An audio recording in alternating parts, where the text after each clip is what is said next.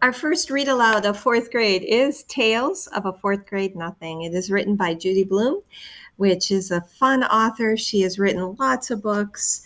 Her books can be found on the B shelf at any library, and she usually writes about kids. And this is the beginning of her Fudge series. So if you like this one, there's a series of books that talk about Peter and Fudge. I hope you all are going to love it. Chapter 1 is called The Big Winner. I won dribble at Jimmy Fargo's birthday party. All the other guys got to take home goldfish in little plastic bags.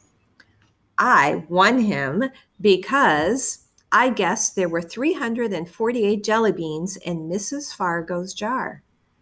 Really, there were 423, she told us later. Still, my guess was the closest. Peter Warren Hatcher is the big winner, Mrs. Fargo announced.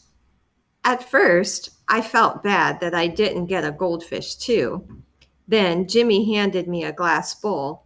Inside, there was some water and 3 rocks. A tiny green turtle was sleeping on the biggest rock. All the other guys looked at their goldfish.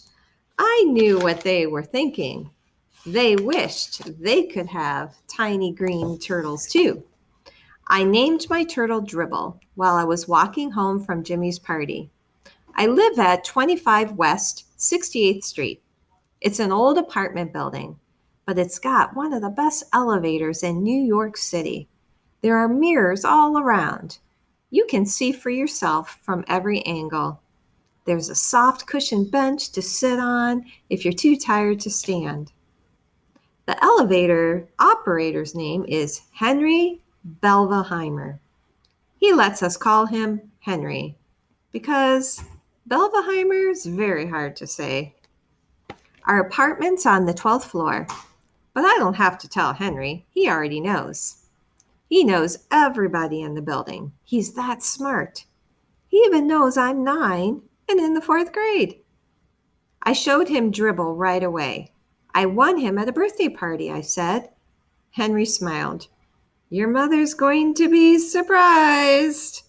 Henry was right. My mother was really surprised. Her mouth opened when I said, just look at what I won at Jimmy Fargo's birthday party. And I held up my tiny green turtle. I've already named him, Dribble. Isn't that a great name for a turtle? My mother made a face. I don't like the way it smells, she said. What do you mean? I asked. I put my nose right down close to him. I didn't smell anything but turtle. So Dribble smells like a turtle, I thought. Well, he's supposed to. That is what he is. And I'm not going to take care of him either, my mother said. Of course you're not, I told her. He's my turtle, and I'm the one who's going to take care of him. You are going to change his water, clean his bowl, and feed him and all of that? She asked.